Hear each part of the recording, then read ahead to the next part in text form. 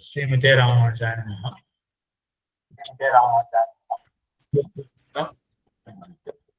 இரண்டாவது பாதம் மூன்றாவது அதிகரணம் அந்தராதிகரணம். அப்படி என்ன மியூட் பண்ணிட்டு இருக்கு கோபாலன் சொல்லுங்க.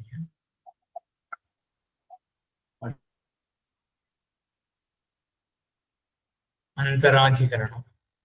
இந்த அந்தராதிகரணம்ன்றது போலவே ஒரு அதிகரணம் வார்த்தையுடைய ஒற்றுமை, ஒரு சிமிலாரிட்டி. இதே போல ஒரு அதிகரணம் முன்னாடி பார்த்துருப்பாங்க, எனக்கு அது ஞாபகம் இருக்கா? அந்தராதிகரணம் அப்படின்னு சொன்ன உடனே ஏதாவது அதிகரணம் பேர் ஸ்ட்ரைக்கா இருக்கா?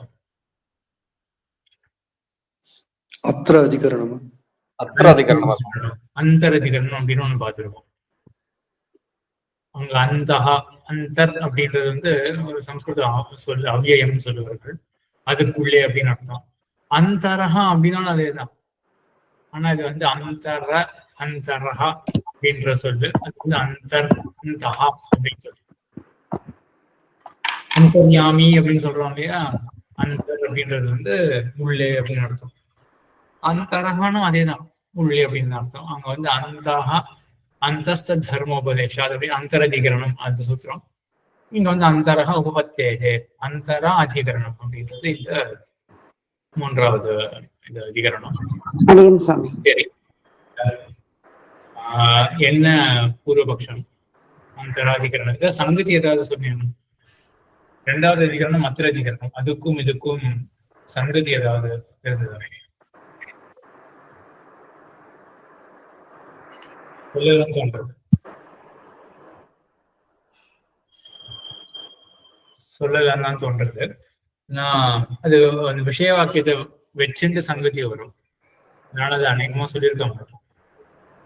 என்ன சங்கத்தினா இங்க தம் தூர்தர்ஷம் ஊகம் அப்படின்னா ஒரு இந்த விஷய வாக்கியம் அநேகமா அத்திரதிகரணத்துல ஒரு சொல்லியிருக்கலாம் இந்த விஷய வாக்கியத்தை. தம் துர்தர்ஷம் கூடம் அனுப்பிரவிஷ்டம் குஹாயிதம் கஹ்வரேஷ்டம் புராணம் அத்தியாத்ம யோகாதிகமேன தீரஹா மத்வ ஹர்ஷசோகோ ஜஹாதி. நமக்குள்ள இருக்கான் அப்படின்லாம் சில விஷயங்கள் வந்தது இல்லையா? உள்ள இருக்கிறது யாரு? அத்திரதிகரணத்துல போன வாரம் பார்த்தோமா, இல்லாட்டி 10 நாள் ஆயிருக்கும் பார்த்து. சரி, ஞாபகம் இருக்கிறது கொஞ்சம் சிரமம், ஒரு கால் ஞாபகம் இருக்குமா அப்படின்னு பார்ப்போமே. அத்திரதிகரணத்துல உள்ள இருக்கக்கூடிய அப்படின்னு வந்தது, அதை வச்சுட்டு ஒரு பூர்வபக்ஷமும் அதுக்கு பதிலாகவும் சித்தாந்தம் ஒண்ணு வந்தது. உள்ள இருக்கக்கூடியவர் இருவர், இன்னும் ரொம்ப ஸ்பஷ்டமா குழு கொடுக்குறேன், இருவர் அப்படின்னு வந்தது. என்ன அங்க பூர்வபக்ஷம் எழுந்தது இப்போ ஞாபகம் இருக்கா? யாருக்காவது ஞாபகம் இருக்கா? உள்ள இருக்கக்கூடியவர்கள் கோவிந்தன் சுவாமி. அதாவது பரமாத்மா ஜீவாத்மா ரெண்டு பேரும் இருக்காங்கன்னா அப்ப வந்து ரெண்டு பேருமே கர்ம வினைகளால பாதிக்கப்படுறாங்களா? இன்ப துன்பங்கள் இருக்கா அப்படின்னு வந்து இல்ல, இது வந்து ஜீவாத்மா வந்து கர்மத்தால பீடிக்கப்பட்டு உள்ள இருக்காரு, அதனால அவரு அனுபவிப்பாரு. ஆனா பரமாத்மா வந்து கிருபையினால உள்ள இருக்காரு, அதனால அவர் வந்து பாதிக்கப்பட மாட்டாரு. ஆமா, இது வந்து சித்தாந்தத்துல சொன்னோம். பூர்வபக்ஷத்துல ரகுராமசாமிக்கு வாய்ப்பு. பூர்வபக்ஷத்துல என்ன இருந்தது? ரெண்டு பேர் அப்படின்னு வந்த உடனே ரெண்டு பேர் நுழையறாருங்கிறது வந்து நுழையிறது வந்து ஜீவாத்மா தான், அதனால ஜீவாத்மாவும் மனசும் அப்படின்னு சொன்னாங்க. மனசு, அப்புறம் இன்னொரு பட்சம் மனசோ இல்லாட்டி புத்தியோ இல்லாட்டி பிராணனோ, புத்தி மனசோ புத்தியோ பிராணனோ. ஆனா முக்கியமான பட்சம் வந்து மனசு அப்படின்றதான் பூர்வபக்ஷம். ஆக ரெண்டு பேர் குகைக்குள்ள இருக்கார்கள்.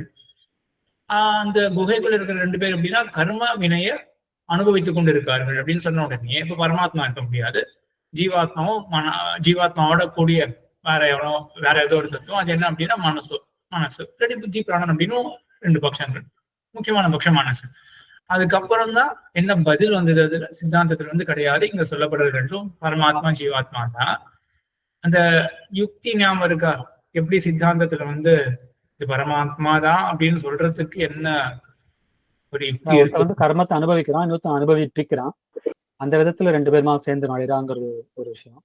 இதுதான் நம்ம ஒரு வாசி பார்த்தோம். அதுல நம்ம வந்து சாதக பிரமாணம்னு ஒண்ணு இருக்கு, அப்புறம் பாதக விபரிணாமம். அதுக்கு என்ன பாதகத்தை போக்குறது.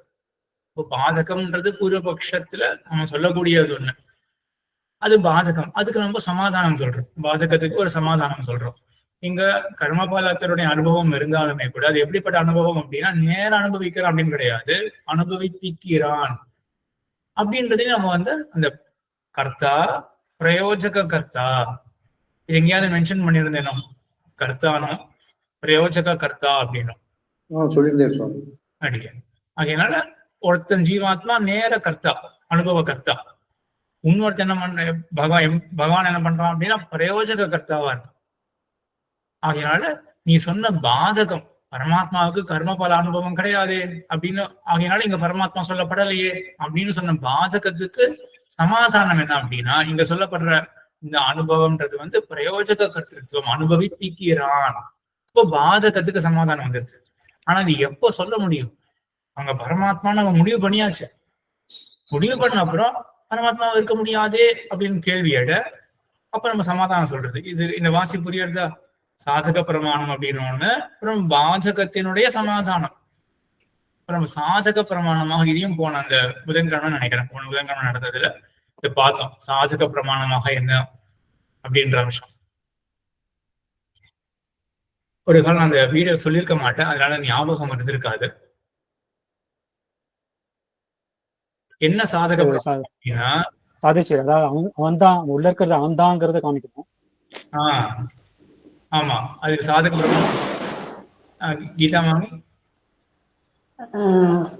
பரமாத்மாவை குறித்து இந்த குகையில் நுழைகிறான் என்று சொல்வதே. போன இடத்துல வந்தீங்களா நீங்க?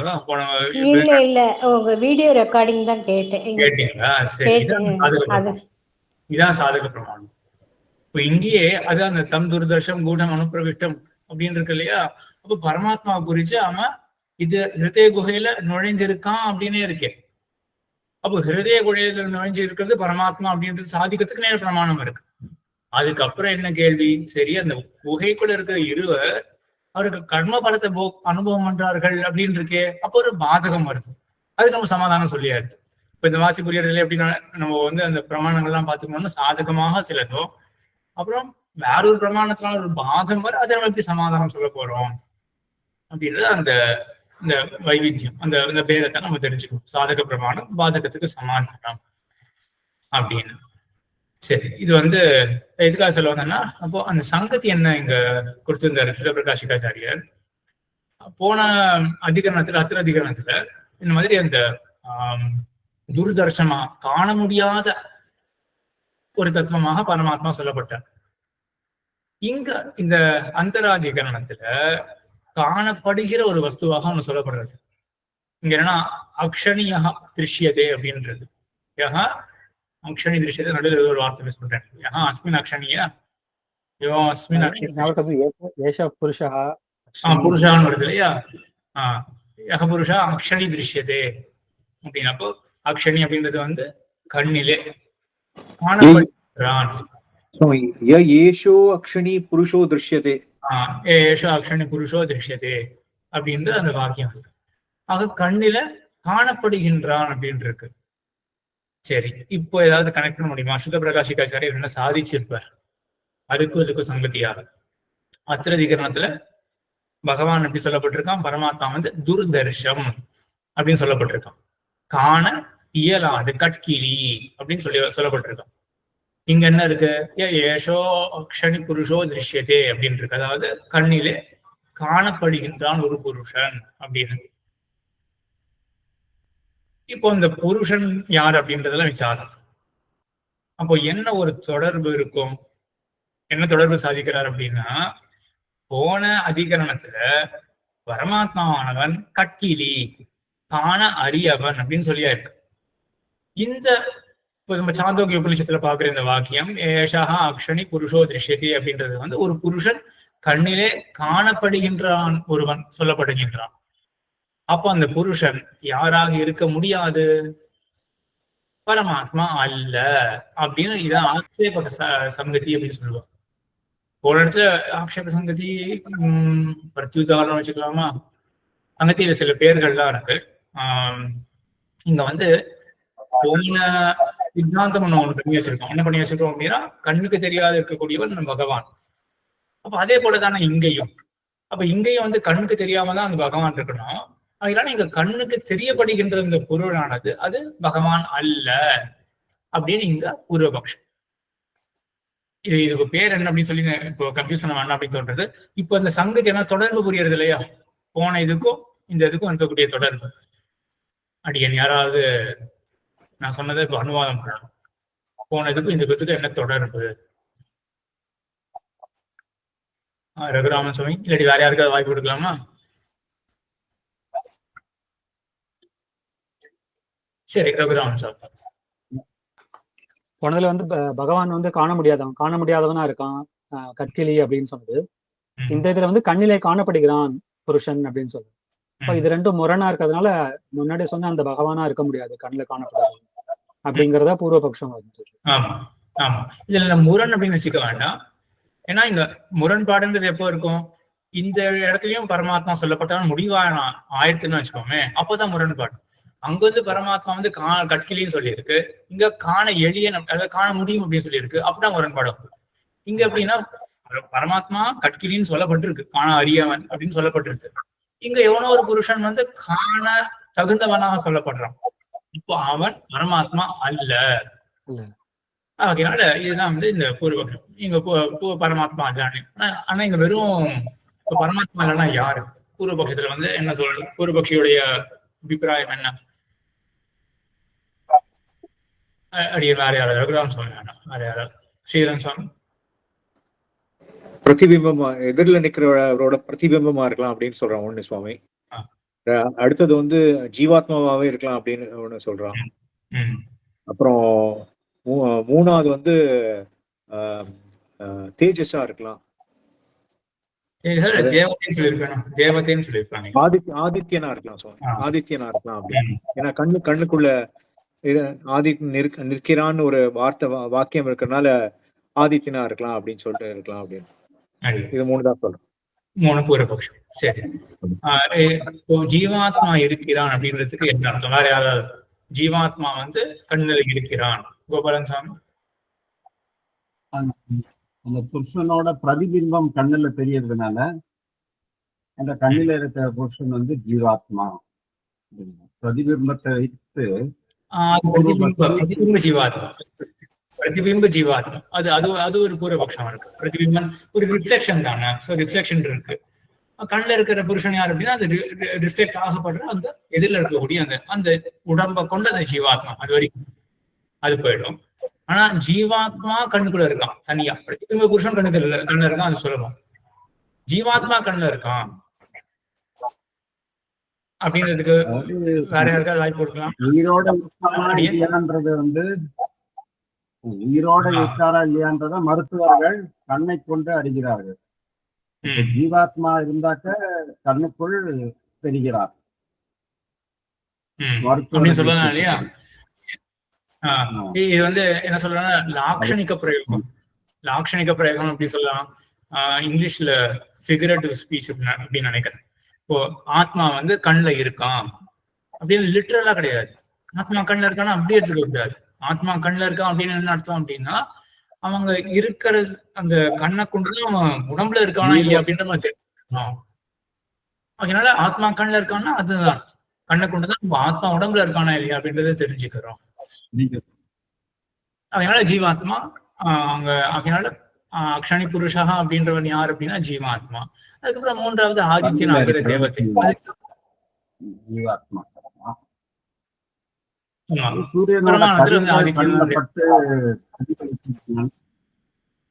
அது சூரியனா சூரிய தேவதையா இருக்கலாம். அது சூரியனோட ஒளிகள் கண்ணில் பட்டு தெரிக்கிறது.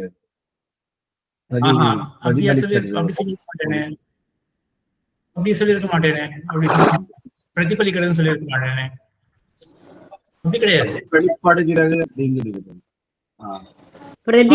அப்படி இல்ல. அது பிரதிபிம்பத்துல கிரணங்களால ரஷ்மிபிர் யசோஸ்மின் பிரதிஷ்டிதா அப்படிங்கிற ஒரு வாக்கியம் சுவாமி. அது ரிஃப்ளெக்ஷன் கிடையாது, இது அது நேர பிரமாணத்தினால.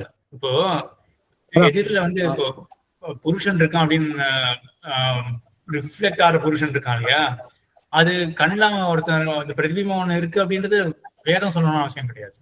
நமக்கே பார்த்தா தெரியும் கண்ணில் வந்து ரிஃப்ளெக்ட் ஆகிறான் அப்படின்றது. அதே போல ரெண்டாவது இருக்கு இல்லையா, இப்ப ஜீவாத்மா கண்ணுல இருக்கான் அப்படின்னு நம்ம என்ன ஒரு அர்த்தத்தை கொண்டோமோ அந்த அர்த்தத்தை ஸ்தாபிக்கிறதுக்கு வேதம் வேணுமா? கண்ணுல ஜீவாத்மா இருக்கான், அதுவும் ஃபிகரேட்டிவா நம்ம எடுத்துட்டோம், லாட்சணிக்கமா எடுத்துட்டோம். கண்ணுல இருக்கான் அப்படின்னு என்ன அர்த்தம்னா கண்ணை பார்த்துதான் நம்ம தெரிஞ்சுக்க முடியாது ஜீவாத்மா உள்ள அந்த உயிரானது உடலுக்குள்ள இருக்கா இல்லாட்டி வெளில போயிருக்கா அப்படின்றது கண்ணை கொண்டுதான் நம்ம தெரிஞ்சுக்க முடியாது அப்படின்றது. இதுக்கு வேதம் வேணுமா? சாஸ்திரம் அப்படின்ற சப்த பிரமாணம் இதுக்கும் வேண்டாம். ஆனா ஆதித்யன் கண்ணுல இருக்கான் அப்படின்னு ஒருத்தர் சொல்றாரு, பூர்வபக்ஷத்துக்கு ஏதாவது ஒரு பேசிஸ் வேணும் இல்லையா?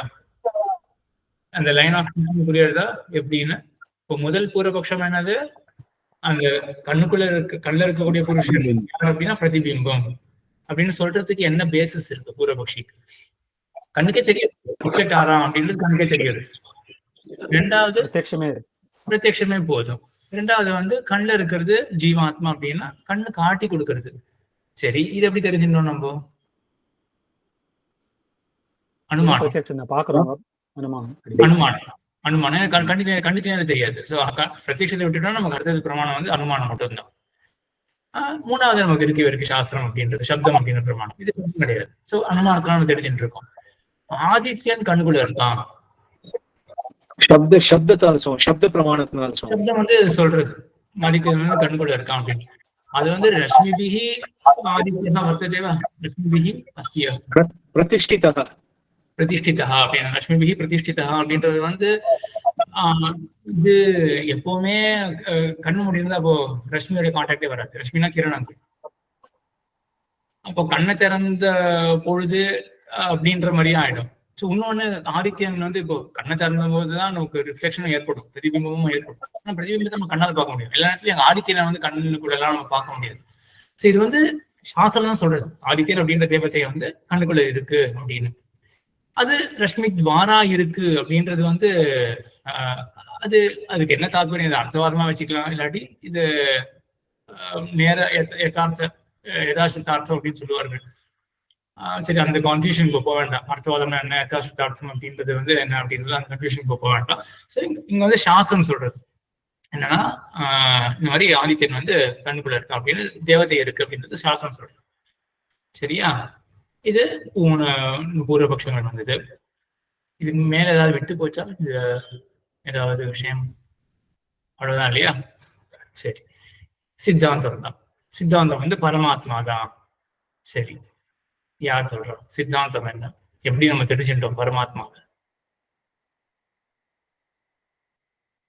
மாலினி மேம்.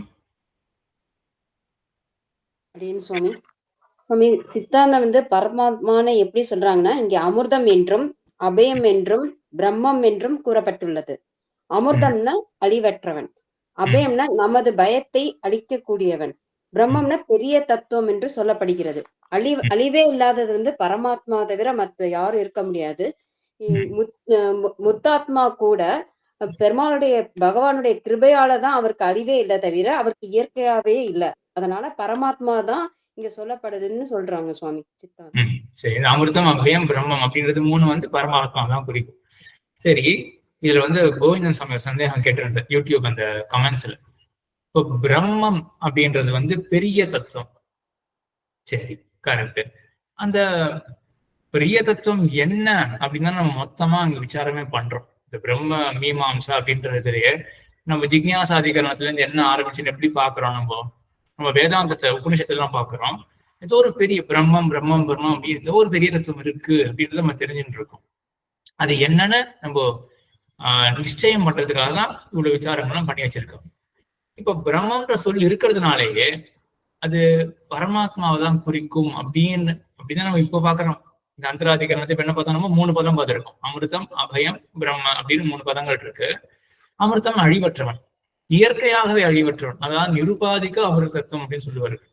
இப்போ தனக்கு சுபாவம் அவனுக்கு அழிவே கிடையாது அப்படின்ற சுபாவம் அவனுக்கு மட்டும்தான், பரமாத்மாவுக்கு மட்டும்தான். சரி, அபயம் பிறருக்குடைய பயத்தை கெடுக்கக்கூடிய சுபாவம் அது பகவானுக்கு. சரி, இப்போ பிரம்மம் அப்படின்னு சொல்லிருக்கு இல்லையா, அது பெரியதை காட்டுறது. இங்க பெரியதுன்றது வந்து நம்ம ஏற்கனவே பிரம்மன்றது வந்து பரமாத்மாங்க தான் அப்படின்னு தெரிஞ்சு போயிடுச்சுன்னா இந்த விசாரமே வேண்டாம் இல்லையா?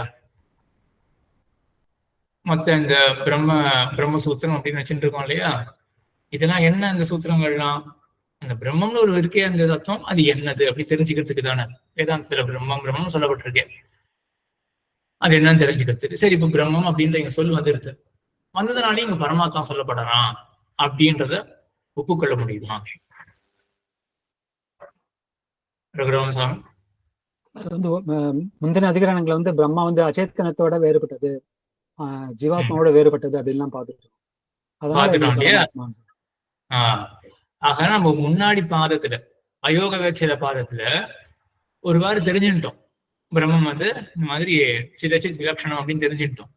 இப்போ நம்ம பிரம்மம் அப்படின்னு சொல்ல பார்த்தோம்னா நமக்கு தெரியும் விலட்சணமான பரமாத்மா அப்படின்னு.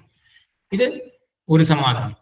மத்தொன்னு என்ன அப்படின்னா, பிரம்மம் அப்படின்ற சொல்லு என்ன நம்ம பார்த்தோம், புருஷத்வாத் பிரம்மணத்வாச்சு பிரம்மை தபிதீயத்தே அப்படின்னு தான் பெருசா இருக்கும், மற்றதையும் பெருசாக ஆக்கும். அது ஆக்கும் பொழுது நம்ம இங்க வந்து எது இருக்கிறதுலயே இந்த பிரவருத்தி நிமித்தம் அப்படின்னு ஒண்ணு பார்த்துருக்கோம். சப்தத்துக்கு பிரவருத்தி நிமித்தம் அப்படின்னு ஒண்ணு பார்த்துருக்கோம். என்ன அர்த்தம் பிரவருத்தி நிமித்தம்னா? என்ன அர்த்தம்?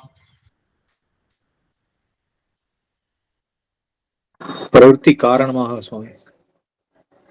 பிரவருத்திக்கு காரணம் என்ன? பிரவருத்தி காரணம் என்ன?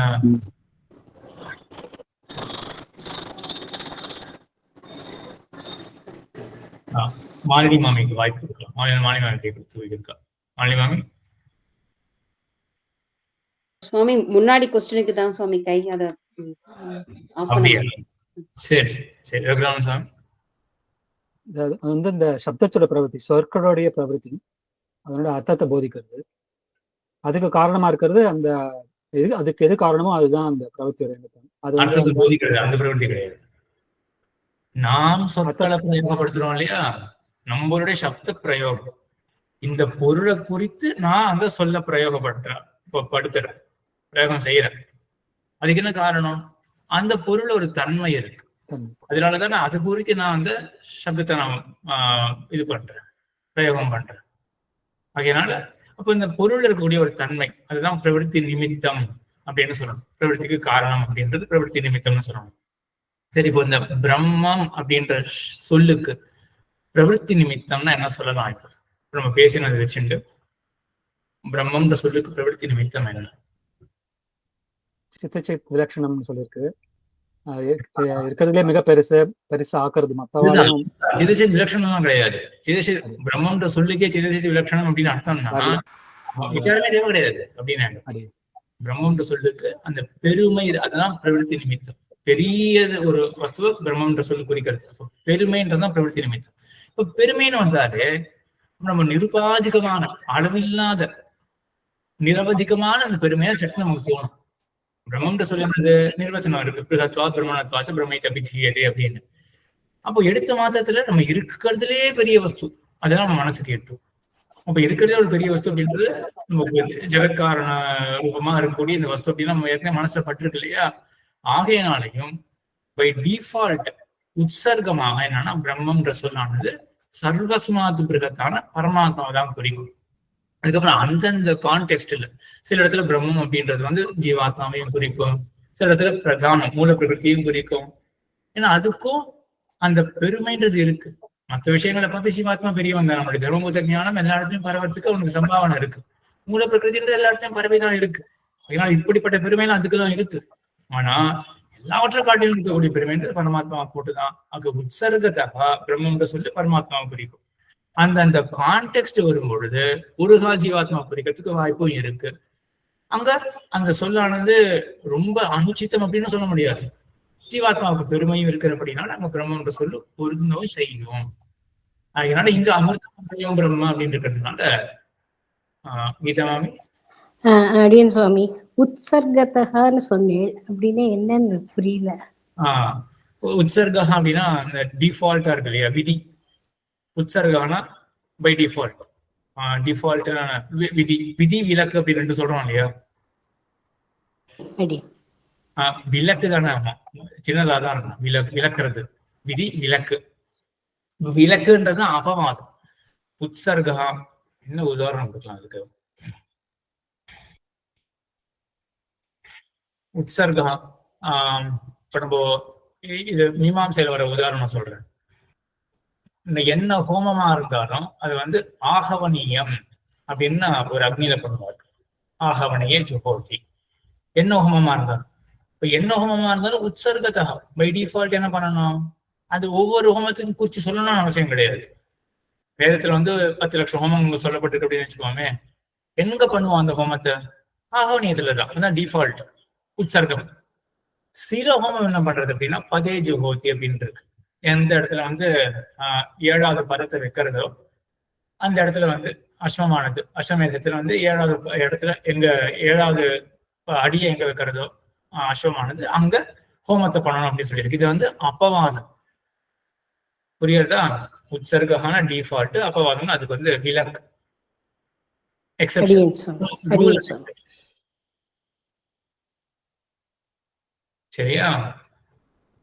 சரி, இங்க இப்ப நான் சொன்னது யாராவது அனுமானம் பண்ண முடியுமா?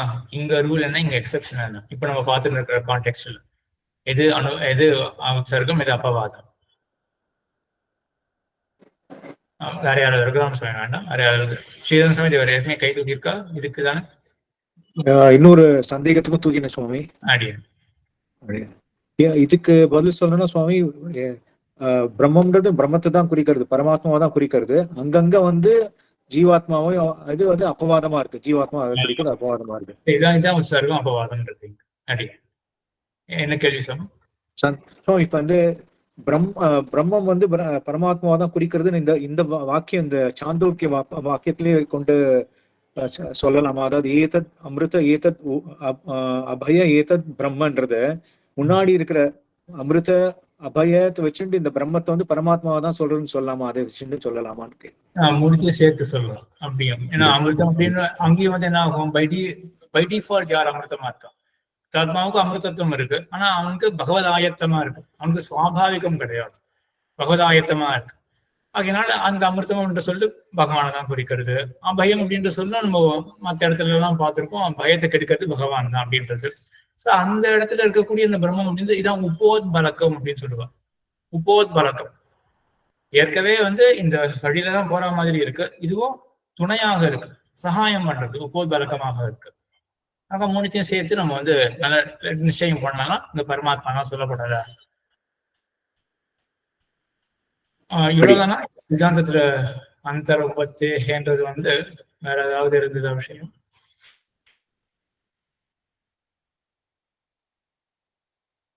இன்னொன்னு சுவாமி, ஏதம் சயத்வாம. அது இங்கயா சையத்வாமா?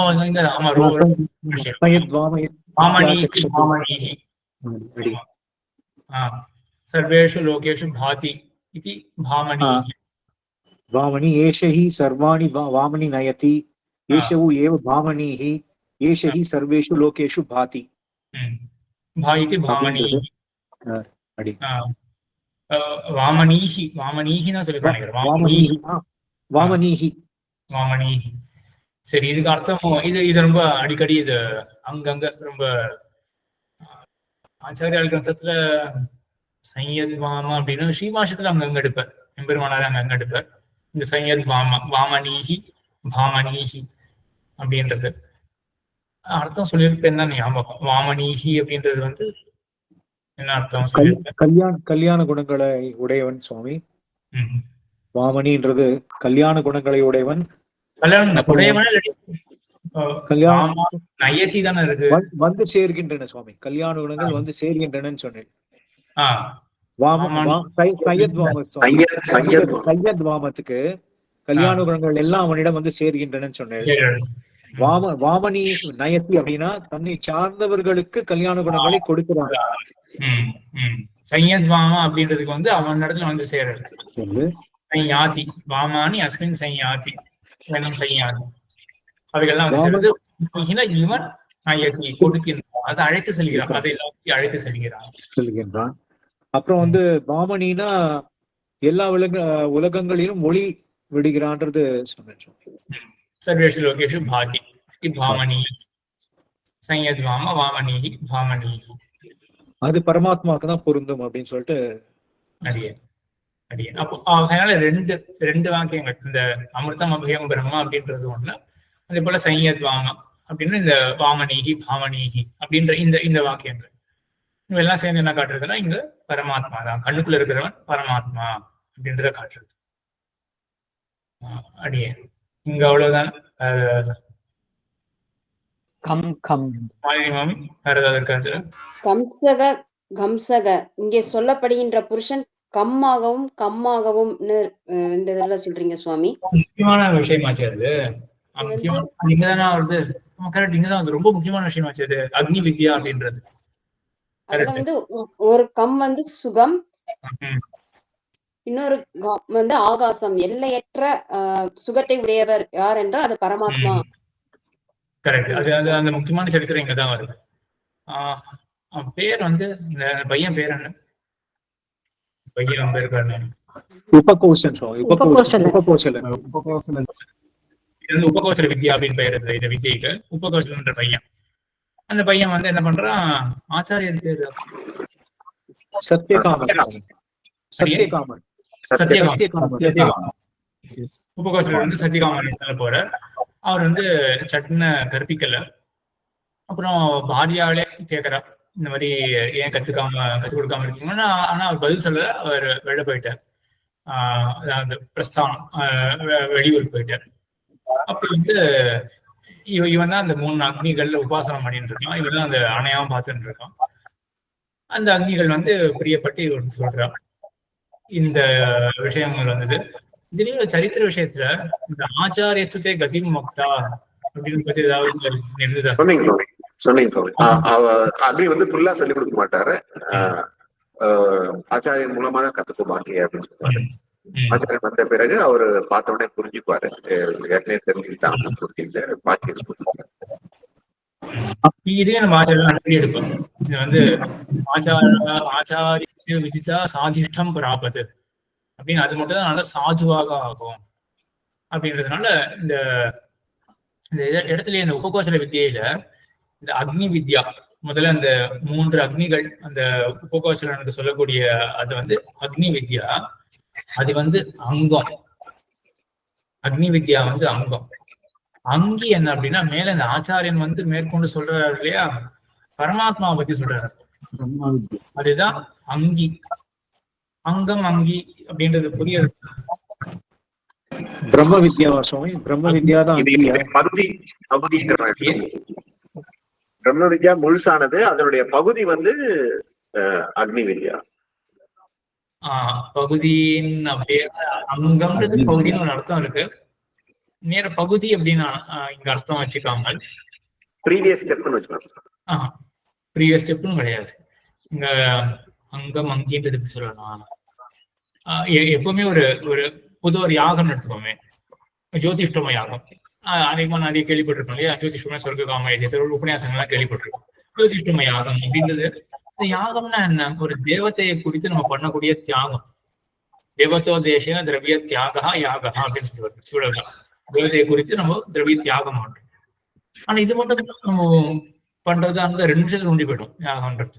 அதை சுத்தி எவ்வளவு பண்றோம் இல்லையா, மற்ற கிரியைகள்லாம் பண்றோம் இல்லையா, அவைகள்லாம் எதுக்காக பண்றோம் அப்படின்னா அப்பதான் இது பூர்த்தி ஆகும். இந்த மாதிரி நீங்க ராமானுஜ வித்யாவில் பார்த்திருக்கோமா, பூர்த்தியார ஒரு விஷயம்.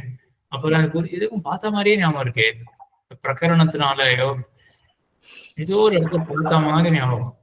இது பண்ணாதான் சொல்லிருக்கீங்க. சில யஜ்ஞங்களை பண்ணாம கூட பூர்த்தி அந்த கான்டெக்ட் வந்தது. இந்த சோடசி கிரகம் அப்படின்றது இல்லையா. அப்ப என்ன ஆகுது, அந்த மொத்தமா அந்த யாகம் ஒண்ணு இருக்கு, தியாகம் மட்டும்தான். அது நம்ம இந்த பாத்திரத்தை எடுத்து பண்றோம் அப்படின்றது வந்து அதுக்கு ஒரு அங்கமாக இருக்கு. இந்த கிரகணம் அப்படின்றது வந்து ஒரு அங்கமாக இருக்கு. அது பண்ணாதான் அங்கமானது பூர்த்தி ஆகும். இது அந்த அங்கம் அங்கி அப்படின்றது. அங்கம் அங்கி ஒண்ணு சொல்லுவா, பிரதானம் அப்படின்னு சொல்லுவோம். பிரதான கர்மம், மற்றதெல்லாம் அங்க கர்மங்கள். அதே போல இங்க என்ன, பிரதான கர்மம் வந்து பரமாத்மா உபாசனம் தான். 32 வித்தியைகள் இருக்கு இல்லையா, அதுல ஒரு வித்தியை இந்த உபகோசல வித்தியை அப்படின்றது. ஆக பகவானை பற்றி தியானம் பண்ணணும். உபாசனம், பரமாத்மா உபாசனம், பரமாத்மா தியானம். வெறும் அந்த பரமாத்மா பத்தி உபாசனம் பண்ணா அது போராது, இந்த அங்கமும் வேணும்.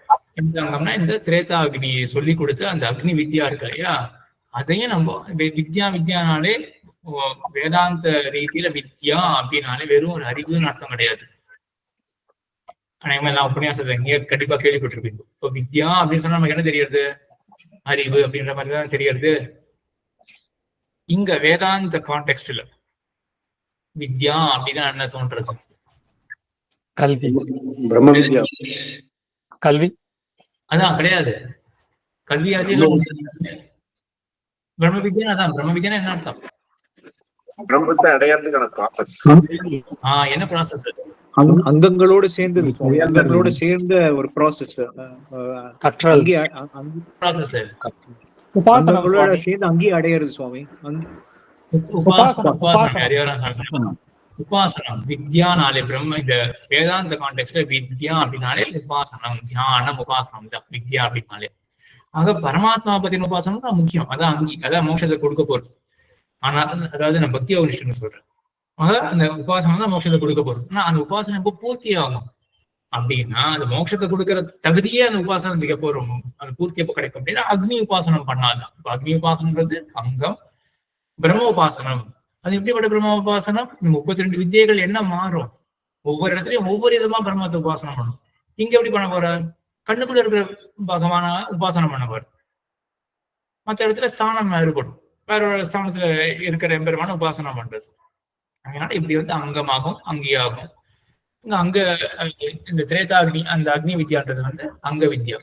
சரி, இதுதான் மேற்கொண்டு அந்த ஆச்சாரியன் உனக்கு அந்த அங்க வித்யா நான் சொல்லிட்டேன், மேற்கொண்டு அங்கி வித்யா ஆச்சாரியன் சொல்லுவார் அப்படின்னு அது சொல்லிடுது. ஒரு சந்தேகம் அக்னிகள் அக்னி வித்யா மட்டும் தான் சொல்றாளா, பிரம்ம வித்யால கொஞ்சம் சொல்றாளா? அக்னின்றது அக்னிகள்னா அக்னி வித்யா மட்டும் சொன்ன மாதிரிதான் ஞாபகம்.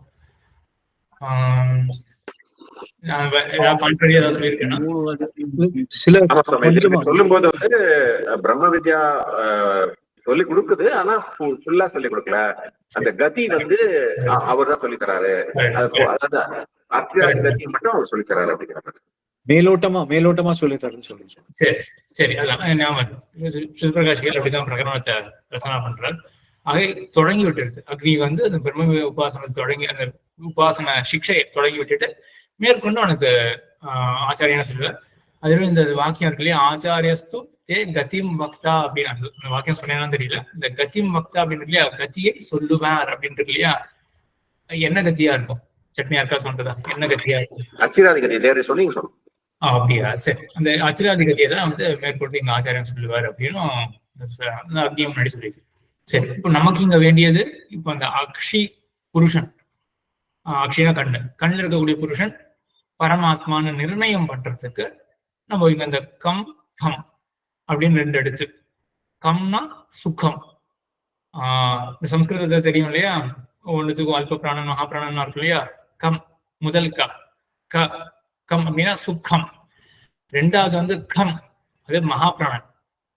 அந்த க அப்படின்றது அது ஆகாசத்தை காட்டுறது. சரி, இப்போ கம்மு கம் ரெண்டு சேர்த்தா எப்படி அளவில்லாத சுக்கம் அப்படின்றது எப்படி சொல்லப்படுறது? ஆகாசம் அளவில்லாதது, சுகம் சொல்லியாச்சு, அளவில்லாத சுகம் அப்படிங்கிற இவ்வளவுதான். ஆனா இதுக்கு மேல சில விசாரங்கள் இருக்காங்க. தனித்தனியா சொல்லலாமா பரமாத்மாவை? அதாவது இங்க ரெண்டு பொருள் சொல்லப்படுறதாக எடுத்துக்கலாமா? ஆகாசம் அப்படின்னு தனியா ஒண்ணு சொல்லப்படுறது, தனியா ஒரு சுகம் அப்படின்னு சொல்லப்படுறது அப்படின்னு 2 எடுத்துக்கலாமா? கிடையாது அப்படின்னு நிராகரணம் பண்ணிட்டு 2 சேர்த்து ஒரு பொருள் அப்படின்னா அதுக்கு ஒரு விசாரம் இருக்கு. அதை இப்போதைக்கு நம்ம அதுகிட்ட போக வேண்டாம். கடைசியில கன்க்ளூஷன் என்ன அப்படின்னா 2 சேர்த்துதான் நம்ம பார்க்கணும். அப்படின்னா என்ன ஆயிடுறது? ஒரே ஒரு பொருள் அளவில்லாததா இருக்கு, சுகமாகவும் இருக்கு அப்படின்னா நம்ம என்ன தோணும்? அளவில்லாத சுகம் அப்படின்னு தோணும். கம்ன்றது அந்த ஆகாசம் அப்படின்றது அதாவது லிட்டரலா நம்ம மீனிங் எடுத்துக்கூடாது. அது ஒண்ணு இருக்கு. இப்போ ஏன்னா கம் அப்படின்றது ஆகாசம் இல்லையா, நம்ம நேரம் எங்க ஆகாசம்னு எடுத்துக்கல. ஆகாசத்தில் இருக்கக்கூடிய ஒரு பொருள், ஒரு தன்மையை கொண்டு ஆகாசம்ன்றது இங்க என்ன மீன் பண்றது? இந்த மாதிரி நம்ம ஈஷ தெரிவிக்கிறோம், இந்த மாதிரிலாம் பார்த்துருக்கோம். அளவில்லாத தன்மை, அளவில்லாத பொருள் அப்படின்றது மீன் பண்றது. ஆகாசம்னா நம்ம இப்ப நம்ம சப்த குணகத்துவம் நம்ம ராமானுஜ வித்யாலையும் பார்த்ததுனால சொல்றேன், அந்த அம்சங்களையும் சேர்த்து சொல்லலாம். ஆகாசம்னா சப்த குணக்கமான சப்தத்தை தனக்கு குணமாக கொண்ட ஒரு தத்துவம் அப்படின்னு இங்க அர்த்தம் கிடையாது. அப்படிப்பட்ட அந்த தத்துவத்துல இருக்கக்கூடிய ஒரு தன்மை என்ன அப்படின்னா மகத்துவம், பெரியதாக இருக்கக்கூடிய தன்மை அப்படின்றத மட்டும் நம்ம வாங்கிட்டு, அப்ப இங்க ஆகாசம்ன்ற சொல்லிக்கு என்ன அர்த்தம் அப்படின்னா மகத் அப்படின்னு அர்த்தம், பெருசு அப்படின்னு அர்த்தம். பெருசு சுகம், பெரியதான சுகம், அளவில்லாத சுகம் அப்படின்றது யாரு அப்படின்னா அது பரமாத்மாவை தான் குறிக்கிறது. அளவில்லாத சுகம், அளவில்லாத சுகத்தை உடையவர். அதனால அளவில்லாத சுகத்தை உடையவர், இல்லாட்டி நேரம் சொரூபத்தையும் சொல்லலாம். அளவில்லாத சுகம் பகவத் சொரூபம். அந்த சொரூபமா இல்லாட்டி இந்த குணபூத்தமான சுகமா, சொரூப சுகம் தான் அப்படின்னு தான் ஞாபகம் எம்பெருமானான சாதிச்சதா. இப்ப நான் கடைசியா சொன்ன இந்த 2 கான்செப்ட் கொஞ்சம் கன்ஃபியூசிங்கா இருக்கும். இப்ப பார்க்க வேண்டாம், சொரூப சுகமா இல்லாட்டி தர்மபூத்த சுகமா அப்படின்றது இப்போதைக்கு அதை பார்க்க வேண்டாம். ஸோ இங்க அளவில்லாத சுகம் அப்படின்றத இங்க பரமாத்மாவை தான் குறிக்கிறது. அதனால அந்த ரூபத்தை அந்த உள்ளுக்குள்ள இருக்க புருஷன் யார் அப்படின்னா பரமாத்மா தான் அப்படின்னு நிர்ணயம் பண்ணியாச்சு. இங்க அதிகரணத்தை அவ்வளவுதான் நினைக்கிறேன், வேற எதுவும் குறிப்புகள் இருக்காது. அதுக்கப்புறம் 4வது அதிகரணம் அந்தர்யாமி அதிகரணம். இது கொஞ்சம் சின்ன அதிகரணம் தான், ஆனா ரொம்பவே முக்கியமான அதிகரணம். இதுக்கும் இதுல வந்து சங்கத்தி வந்து எம்பெருமானாலே சாதிக்கிறார். ஏவம் விதி பாபம் கர்மண ஸ்ரீஷ்யதே அதெல்லாம் சொல்லியிருக்கு. எப்படி தாமரை இலையிலே நீர் அதே போல் சொல்லக்கூடிய இந்த பிரம்ம வித்தியை அறிந்தவன் பாப்பம் மீண்டாது அதை சொன்னேன். அடியா இது ரொம்ப சொல்றது ரொம்ப கேள்விப்பட்டிருப்போம் இந்த வாக்கியம். அது இங்கதான் வருது. அது உபகோசல வித்தியெல்லாம் இந்த வாக்கியம் வருது. ஏவம் விதி கர்மா பாபம் கர்ம ந சிஷ்யதே யதா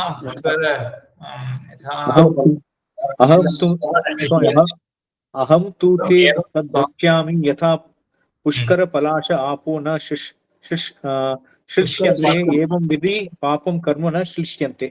ஏவம் விதி பாபம் கர்ம ந சிஷ்யதே அப்படின்னு எங்க கேள்விப்பட்டிருப்பீங்க உபன்யாசங்கள்ல? இந்த இப்ப தெரியாத செய்யற பாபங்கள்லாம் ஒட்டாது, இப்ப பெருமாள் மன்னிச்சு விட்டுருவார் அப்படின்ற மாதிரி சரணாகதி. கரெக்ட். பாட்டுல வருது இல்ல, திருப்பாவையில வருது சுவாமி, தீனில் தூசவகம் செப்பேல். அது வந்து பூர்வாகம். தீனில் தூசாகன்றதுனா பூர்வாகம். அது வந்து அதுக்கும் ஒரு உபனிஷத்து வாக்கியம் இருக்கு. பிரதூயந்தே அப்படின்னு வரும். ஏவம் ஏவ ஆசிய பாப்பான பிரதூயந்தே அப்படின்னு மறந்து போயிட்டு.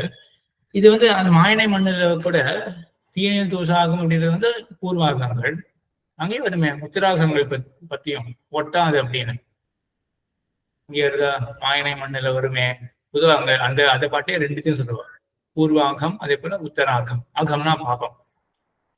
உத்தராகம் சரணாகதி ஆனப்புறம் இவன் புத்திபூர்வம் பண்ண மாட்டான். அதனால பிராமாணிக்கமா வரக்கூடியதெல்லாம் அங்க ஒட்டாது அப்படின்னு வந்து அதுவும் அனைவரும் கேள்விப்பட்டிருக்கலாம். இந்த விஷயம் வந்து அப்பதான் இந்த பிரமாணத்தை எடுப்போம். ஏவம் விதி ஏவம் விதி பாபம் கர்ம சிஷ்யதே அப்படின்னு. சரி, போய பிழையும் புகுதருவான். அதேதானே புகுதருவான் என்றனும். இந்த புகுதருவான் இருந்தது இல்லையா, வரக்கூடியவை போய பிழை, அப்புறம் புகுதருவான் வருவதற்காக. புகுதருவான் அப்படின்ற அந்த மான்ற அந்த பிரத்யம் வந்து போவான் போகின்றாரை. போவான் அப்படின்றது வந்து என்னது, அதற்காக துமுன் அப்படின்னு சொல்லுவார்கள் சம்ஸ்கிருதத்துல. புகுதருவான் புகுவதற்காக இருக்கக்கூடிய பாப்பங்கள் இன்னும் வந்து சேரல. அதாவது பாப்பம் பண்ணியாச்சு, அதனுடைய பலனும் அனுபவிக்கல. அப்படிப்பட்ட பாவங்கள்லாம் ஒட்டாது, அது பலத்தை அழிக்காது. சரி, இப்ப 4வது அதிகரணம் அந்த அந்தர்யாமி அதிகரணத்தில் என்ன எம்பெருமானார் என்ன சங்கதி சாதிக்கிறாருன்னா, அஷ்டாதிகதியில போறப்போ அந்த பிரேதத்துக்கு வந்து சம்ஸ்காரம் பண்ணலனாலும் அந்த கதி ஒன்றும் அஷ்டாதிகதியில போறது தடுக்காது அப்படின்னு. ஆமா ஆமா, இது வந்து உபனிஷத் பாஷையெல்லாம் சொல்லியிருக்காரு நினைக்கிறேன். இது வாக்கியத்திலே வருது. அது வந்து ஏதோ வாக்கியம் வந்து ஏதோ நிச்சயமா கண்டிப்பா அவன் போயே தீருவான். எதிச்சைவ அஸ்மின் ஷவ்யம் குர்வந்தி எதிச்சன அர்ச்சிஷமேவ அபிசம்பவந்தி. இவனுக்கு வந்து அந்த சம்ஸ்காரம் பண்ற இந்த சரீரத்துக்கு அவன் சம்ஸ்காரம் பண்ணட்டும் பண்ணாமல் போகட்டும், நிச்சயமா வந்து அர்ச்சிராதி வழியா அவன் போகதான் போகிறான். இங்க அடுத்தது வந்து எம்பெருமானார் என்ன சங்கதி சாதிக்கிறாருன்னா, மூன்றாவது அதிகரணத்துல என்ன, நம்ம அந்தர அதிகரணத்துல என்ன பார்த்தோம்னா, முக்கியமா என்னன்னா இங்க சாதக பிரமாணம், இது ஒரு அந்தர்யாமி பிராமணத்துலதான் ஒரு சாதக பிரமாணம் இருந்தது. கண்ணுல இருக்கிறவன் பரமாத்மா அப்படின்றதுக்கு ஒரு சாதக பிரமாணமா எஸ் சக்ஷுஷி திஷ்டன் அப்படின்னு இருக்கு. கண்ணுல இருக்கின்றான் பரமாத்மா அப்படின்னே இருக்கு. அந்தர்யாமி பிராமணம்ன்ற அநேகமா நிறைய பேர் கேள்விப்பட்டிருக்கலாம். ஏன் ஆத்மனி திஷ்டன்னு, ஆத்மனஹா அந்தரஹா, எம் ஆத்மான வேத, எஸ் ஆத்மா சரீரம், ஏன் ஆத்மானம் அந்தரோ யமயதி, சத ஆத்மா அந்தர்யாமி அமிர்தஹா. நீ அந்தர்யாமி பிராமணம் நிறைய பேர் கேள்விப்பட்டிருக்கு. எல்லா இடத்துலயும் பகவான் இருக்கான், எல்லா இடத்துலயும் பிருத்திவியாம் திஷ்டன், ஆப்சு திஷ்டன், எல்லா இடத்துலயும் இருக்கான் அப்படின்ட்டு வரும் இல்லையா.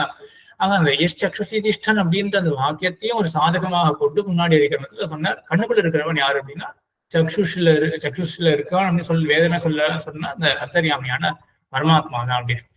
இப்போ இந்த 4வது அதிகரணத்துல என்னன்னா, முன்னாடி சொன்னதையே உண்மை என்னன்னா இது உபஜீவிச்சுன்னு தான் முன்னாடியே சொல்லியிருக்கேன். இதான் உபஜீவனம் அப்படின்னு சொல்லுவோம்.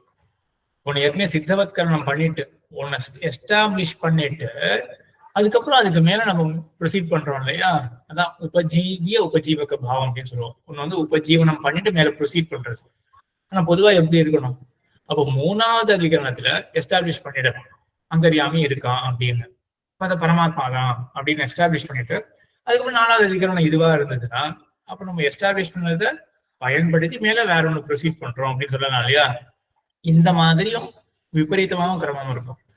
இப்போ நம்ம வேற ஒரு பயனுக்காக சொல்லிட்டு அதுக்கு எஸ்டாப்ளிஷ் பண்ண வேண்டியது வந்து மேற்கொண்டுதான் அதுவே எஸ்டாப்ளிஷ் பண்ணப்படும். எதை கொண்டு இதை எஸ்டாப்ளிஷ் பண்றாலோ அது மேற்கொண்டு எஸ்டாப்ளிஷ் பண்ணப்படும் அப்படின்றது. இது புரிஞ்சுதான் நான் சொன்ன இந்த கிரமத்துல ஏதாவது யாருக்கா சந்தேகம் இருக்கா? இப்போ ஜீவியமானது மேல வருது, முன்னாடி வரல, மேல வருது. அப்படியே புரிஞ்சது இல்லையா? கோபாலசாமி ஏதோ சொன்ன மாதிரி இருந்தது, புரிஞ்சது இல்ல? அப்படி அன்மியூட் எடுக்கிறது. அப்படி சரி. இப்போ இங்க அந்தர்யாமி பிராமணம் இருக்கு. இது வந்து ஜீவாத்மா அப்படின்றதுதான் வந்து பூர்வபக்ஷம். சரி, ஏன் ஜீவாத்மா வந்து என்ன யுக்தி இருக்கு? ஜீவாத்மா அந்தர்யாமின்னு சொல்றதுக்கு, உள்ளுக்குள்ள இருக்கிறவன் ஜீவாத்மா அப்படின்னு சொல்றதுக்கு என்ன யுக்தி இருக்கு?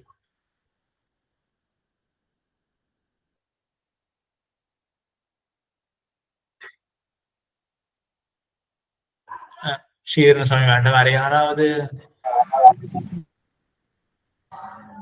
சொல்லலாமே. சாந்தி வாமி தான், கோபாலன் சுவாமி. இது வந்து பஞ்சபூதங்கள் எல்லாத்துலயுமே அந்தர்யாமியா இருக்கிறதுனால கண்ணுக்குள்ள இருப்பவரும் அந்தர்யாமின்னு சாமான்கிறது இல்லையே. அது மாதிரி இருக்கலாம். பஞ்சபூதங்கள் அது மதுதான் இல்லையே. இல்ல கோவிந்தன் சுவாமி வேண்டாம், வேற யாராவது தேவராஜன் சுவாமி. அடியன் பார்க்கிறான் கேட்கிறான் அப்படின்னு இருக்கு. இது பொதுவா ஒரு ஜீவாத்மா தானே பார்க்கிறான் கேட்கிறான்ங்கிறது பொருந்தும். எம்பெருமானுக்கு ஒரு, அதாவது பரமாத்மாவுக்கு ஒரு காதால கேட்கறது அப்படி கண்ணால பார்க்கறதுங்கிறது கிடையாது. ஒரு இந்திரியங்களை கொண்டு பண்ணக்கூடியவன் ஜீவாத்மா தான். அதனால ஜீவாத்மாவை தான் இது குறிக்கிறது. இது ஆக்சுவலா ரொம்ப ஒரு கஷ்டமான யுக்தியாக தோன்றது. இது வந்து எப்படி நம்ம சரி கட்ட முடியும்? அது திரஷ்டா ஸ்ரோதா அப்படின்லாம் இருக்கு. இப்போ திரஷ்டா ஸ்ரோதா அப்படின்லாம் இருந்தா அப்போ காதை கொண்டு கேட்கறது அப்படின்னா தெரியாது. திரஷ்டா அப்படின்னா கண்ணு கொண்டு பார்க்கறது அப்படின்னு தான் தெரியாது. இங்க ரொம்ப பிரபலமான ஒரு யுக்தியாக தான் தோன்றது பூர்வபக்ஷ யுக்தி. இது எப்படி நம்ம வந்து பரமாத்மானத்தை சரி கட்ட முடியும்? திரஷ்டா ஸ்ரோதா அப்படின்னு இருக்கு. அப்படி என்ன கிராமசாமி? இந்த இந்திரியங்கள்லாம் ஜீவாத்மாவுக்கு தான் தேவை, பரமாத்மாவுக்கு இதெல்லாம் தேவையில்லை. சர்வஜான் இந்திரியங்களை கொண்டுதான் தெரிஞ்சுக்கணும் என்ற அவசியம் இல்லை. அதுதான் பார்க்கிறான்னா இந்த ஞானத்தை அடைகிறான்ங்கிற அர்த்தம் தான்.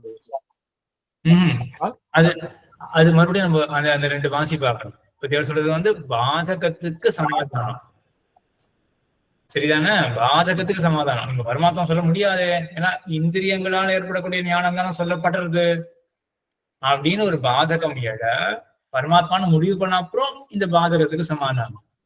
இது பரமாத்மா தான் நிச்சயம் முதல்ல ஏற்படுறாங்க.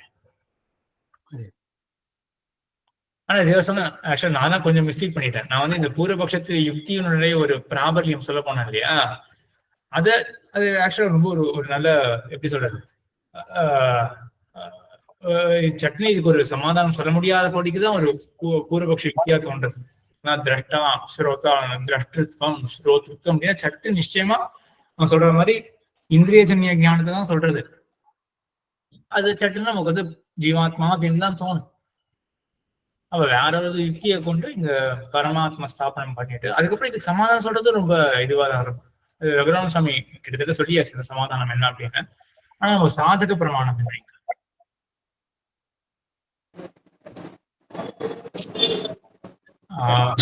அதாவது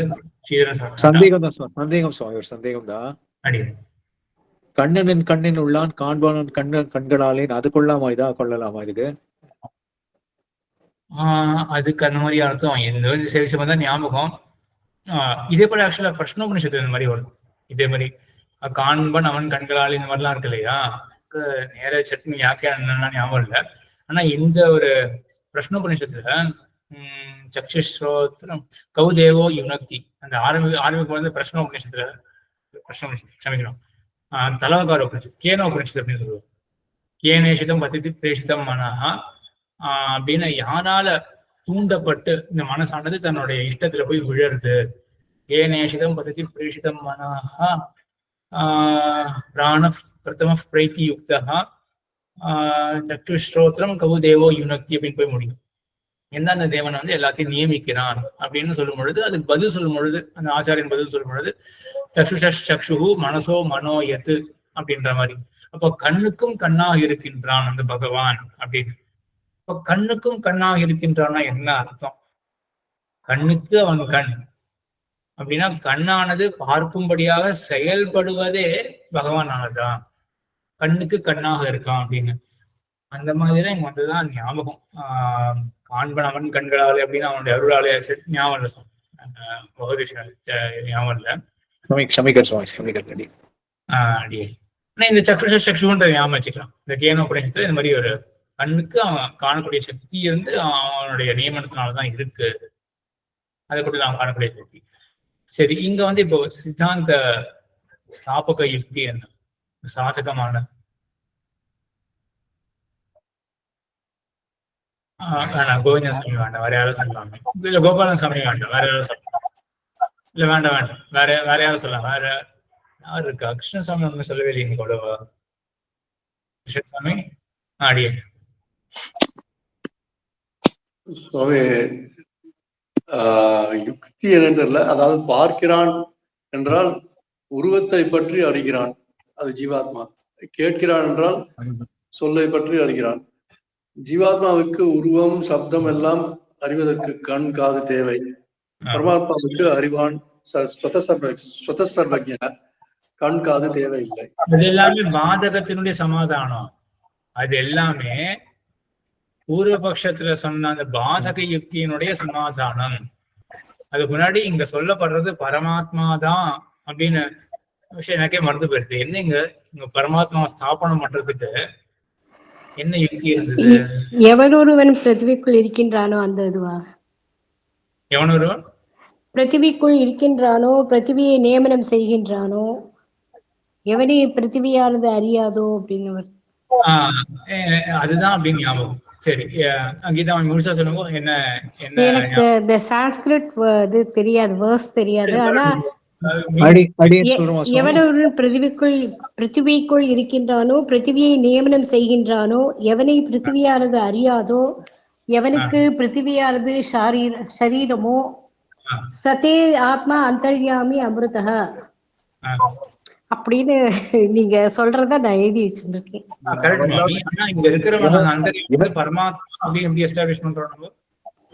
என்று பிருத்திவியில் ஆரம்பித்த அப்பு தேஜஸ் என எல்லா பொருட்களிலும் ஆத்மாவாக உள்ளார். வேற ஏதோ ஒண்ணு இருக்கணும், மறந்து போயிடுச்சு. ஸ்ரீதன் சாமி என்னது?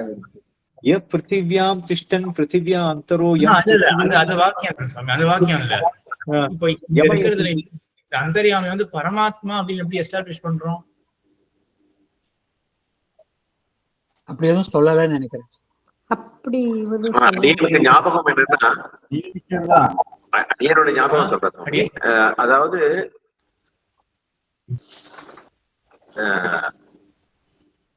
கேட்கிறான் பார்க்கிறான் அப்படின்னா நான் அப்படி புரிஞ்சுட்டு இருக்கேன்.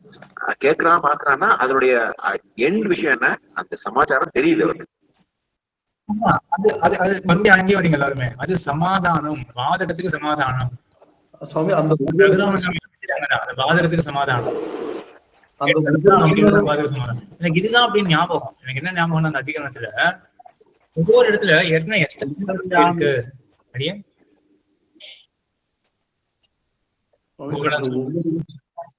அந்தர்யாமி என்றுதான் அந்தர்யாமி யமயத்தின்னு ஒரு அந்தர்யாமி தான் சொல்றாங்க. இப்ப என்ன ஞாபகம் ஸ்ரீகோஷம் இல்ல கொண்டு வரல. என்ன ஞாபகம்னா மற்ற ஒரு இடத்துல ரொம்பவே ஸ்பஷ்டமா எஸ்டாப்ளிஷ் ஆயிருக்கு. என்ன எஸ்டாப்ளிஷ் ஆயிருக்கு அப்படின்னா இதுதான் நினைக்கிறேன். அந்த சுவிஷ்ட சாஸ்தா ஜனார்த்தம் சர்வாத்மா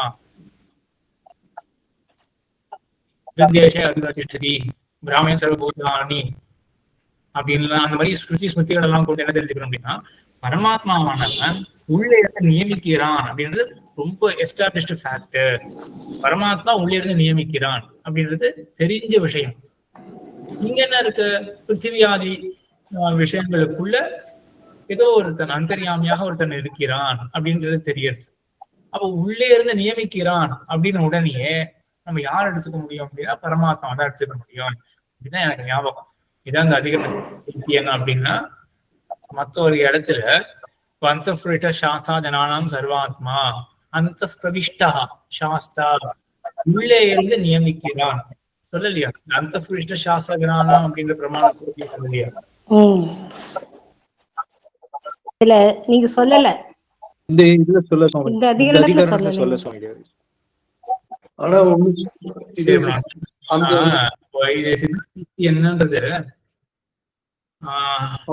எனக்கு இப்படிதான் சேவிச்சமான ஞாபகம். இந்த வேற இடத்துல எஸ்டாப்ளிஷ் ஆயிடுது. என்ன எஸ்டாப்ளிஷ் ஆயிடுது அப்படின்னா பரமாத்மாவானவன் தான் உள்ளே இருந்து நியமிக்கிறான் பரமாத்மா அப்படின்னு எஸ்டாப்ளிஷ் ஆயிடுது. இப்ப இந்த உபநிஷத்துக்கள்லாம் என்ன, பிருத்திவியாதி ஜந்துக்களுக்குள்ள இந்த மாதிரி ஏதோ ஒரு அந்தர்யாமி ஒருத்தன் இருக்கான், நியமித்து கொண்டிருக்கிற அந்தர்யாமி இருக்கான் அப்படின்னு வர இப்ப கேள்வி என்ன, உள்ளே நியமிக்கக்கூடிய அந்தர்யாமி யாரு? அவன் ஜீவாத்மா அப்படின்னு பூர்வபக்ஷம். ஏன் திரஷ்டா ஸ்ரோதா அப்படின்னு இருக்கு, கண்ணால பார்க்கிறான் அப்படின்றதுலாம் இருக்கே அப்படின்னு பூர்வபக்ஷம் ஏட சித்தாந்தம் என்ன பண்றது, முதல்ல இல்லைங்க பரமாத்மா தான் சொல்லப்படுறான் அப்படின்னு முதல்ல எஸ்டாப்ளிஷ் பண்ணிடணும். அதுக்கப்புறம் பூர்வபக்ஷி என்ன கேட்பான், ஆனா திரஷ்டா ஸ்ரோதான் இருக்கு அது பரமாத்மாவுக்கு ஒட்டாதே அப்படின்னு கேட்க அந்த பாதகத்துக்கு நாம் சமாதானம் சொல்ல வேண்டும். இப்போ புரியுறதா இல்ல அதிகாரத்துல எப்படி நம்ம அப்ரோச் பண்ணணும் அப்படின்னு நம்ம பரமாத்மான்னு எஸ்டாப்ளிஷ் பண்ணிடணும். இல்லைங்க நான் சொன்னேன் அதுக்கு என்ன பதில் உனக்கு அப்படின்னா அதுக்கு நம்ம ஒரு சமாதானம் சொல்லணும். இப்போ நீங்க சொன்னது எல்லாமே எதுக்கு அப்படின்னா அந்த ரெண்டாவது ஆஸ்பெக்ட், இந்த பாதகத்துக்கு இருக்கக்கூடிய சமாதானத்தை சொல்லிட்டீங்க எல்லாமே. ஆனா எப்படி எஸ்டாப்ளிஷ் பண்ணீங்க பரமாத்மா அப்படின்றது வந்து எனக்கு இதான் ஞாபகம். நான் நாளைக்கு கூட சொல்ல முடியுமா தெரியல, ஏன்னா நீங்க ஊர்ல கொண்டு வரல, நான் ஸ்ரீகோஷம் கொண்டு வரல. நான் ஊருக்கு போயிட்டு அப்புறம் போன அப்புறம் தான் சொல்ல முடியும். அப்புறம் நான் இதை கண்டிப்பா ஞாபகம் வச்சுட்டு அவர் மெசேஜ் போடுறேன் குரூப்ல. என்ன சுவாமி ஒரு வார்த்தை சொன்னீங்க, அவன் தான் உனக்கு ஆத்மா, அவன் தான் அந்தர்யாமி. அந்த ஒவ்வொரு ஜீவனும் அதற்குள் இருக்கிற ஆத்மாவை அறிய மாட்டான்னு சொன்னீங்க. அதுக்கு வாக்கியம் சொல்லல, இந்த மாதிரி சொன்னீங்க, சம்ஸ்கிருத வாக்கியம் சொல்லல. இருக்கிறான் இல்ல அது கரெக்ட் தான். அதான் ஏம் ஆத்மான வேத ஏம் பிருத்திவின வேத, யார் வந்து ஆத்மா தெரிஞ்சுக்கலையோ யார் பிருத்திவியை தெரிஞ்சுக்கலையோ அப்படின்றது அந்த வாக்கியம் இருக்கு. ஆனா கிரக்ஸ் என்ன, இப்போ அங்க சொல்லப்படுறது அந்தர்யாமி பரமாத்மான்னு முதல்ல ப்ரூவ் பண்ணி ஆகணுமே. அந்த ஆத்மா வந்து அந்த அந்தர்யாமியா அறியாது அப்படின்னு சொன்னீங்க. அப்படின்னா அந்தர்யாமியா இருக்கான் பரமாத்மான்னு, ஜீவாத்மாவே அதுக்கு ஆத்மாக்கு அந்தர்யாமியா இருக்க முடியாது. என்னது ஜீவாத்மாவே யாருக்கு அந்தர்யாமியா இருக்க முடியாது? சுவாமி நீங்க சொன்னது அந்த ஒவ்வொரு ஜீவனும் அதற்குள் இருக்கிற அந்தர்யாமியை அறியாது அப்படின்னு சொன்னேன். அப்படின்னா ஜீவாத்மாவா இருந்தா ஜீவாத்மாக்குள்ள இருக்கிற அந்தர்யாமி யாரோ தானே இருக்கணும், அதையே சொல்ல முடியாது. இல்ல நான் கிருஷ்ணசாமி சொன்னது கொஞ்சம் மாத்தி சொல்றேன். ரெண்டு, இப்போ ஜீவாத்மாக்குள்ளேயே அந்தர்யாமி இருக்கான், அவனை வந்து ஜீவாத்மா அறியாது. அப்படி இந்த இந்த யுக்தி அங்க இல்ல. கண்டிப்பா ஸ்ரீவாஷ்யத்துல இந்த யுக்தி இல்ல. ஆனா எல்லாருமே யோசிச்சு பாருங்க. இப்ப நான் சொல்றது இது உங்க மனசுல பொருந்துறதான்னு பாருங்க. இது ஒரு யுக்தியா? அடியே சுவாமி, இந்த அர்த்தாதிகரணத்திலேயே நம்ம வந்து ஜீவாத்மா பரமா இரண்டும் சேர்ந்து நுழைகிறான் வந்துடுத்தே, அப்பவே அது பரமாத்மா உள்ள இருக்கார், பிரம்மம் உள்ள நமக்குள்ள இருக்கார் தானே? இல்லையே, இல்லையா மாமி, அங்க அந்த மாதிரி வரலையே. ஹிருதய குகைக்குள்ளதானே நடந்தது. ஜீவாத்மாக்குள்ள பரமாத்மான்றது அங்க வரல இல்லையா? ஹிருதய குகைக்குள்ள 2 பேர் இருக்குன்னு வந்து நான் என்ன சொல்ல வந்தேன்னா, இப்போ பிருத்திவிக்குள்ள ஒருத்தன் இருக்கான், அந்தர்யாமி இருக்கான் அப்படின்னு சொல்ல வர அந்த கிரமத்துல ஆத்மாக்குள்ள இருக்கான் அப்படின்னு வந்ததா இல்லையா? ஏன் ஆத்மனி திஷ்டன்னு, ஏன் ஆத்மான வேதப்பெல்லாம் வந்தது இல்லையா? அப்போ ஆத்மாக்குள்ள இருக்கான் அப்படின்னு ஆக்சுவலா உண்மையா சொன்னா இது ஒரு சூத்திரமே இருக்கு. உபேபிகி வேதேனைனம் அதீயத்தே அப்படின்னு. இதை நான் சொல்லல அந்த ரெக்கார்டிங்ல. என்ன யுக்தி அப்படின்னா, ஆத்மாக்குள்ள அந்தர்யாமி இருக்கான், அந்த அந்தர்யாமி ஆத்மா அறியாது இப்படின்னு இருக்கும் பொழுது ஜீவாத்மா அந்தர்யாமி யாரும் சொல்ல முடியுமா? ஆத்மாக்குள்ள அந்தர்யாமி இருக்கான், அந்த அந்தர்யாமியை ஜீவாத்மா அறிய மாட்டான் அப்படின்னா இதுதான் உபேபி வேதனைனம் அதீயத்தே அப்படின்றதுதான் அந்த சூத்திரம், பிரம்மசூத்திரம். அது இதுதான் காட்டுறது, ஸ்பஷ்டமாவே பேதத்தை காட்டுறது அப்படின்னு. இந்த சூத்திரம் இதே அதிகரணத்துலதான் இருக்கு. ஆனா இது முதல் சூத்திரம், இந்த அதிகரணத்தினுடைய 3வது சூத்திரம். இந்த உபேபி வேதனைனம் அதீயத்தே அப்படின்றது வந்து 3வது சூத்திரம். முதல் சூத்திரம் வந்து அந்தர்யாம் இது தெய்வ அதிலோகாதிஷ தர்மோபதேசாதான் அந்த மாதிரி வரும். அதான் அந்த அவனுடைய தர்மமானது இங்க சொல்லப்பட்டிருக்கு, அதனால அந்தர்யாமின்றது பரமாத்மா தான் அப்படின்னு. நான் கொஞ்சம் சுத்திச்சுக்கு வரேன்னு நினைக்கிறேன், கொஞ்சம் மறந்து போயிட்டேன். அடியன் பண்ணலாம் சாமி, அடியன்.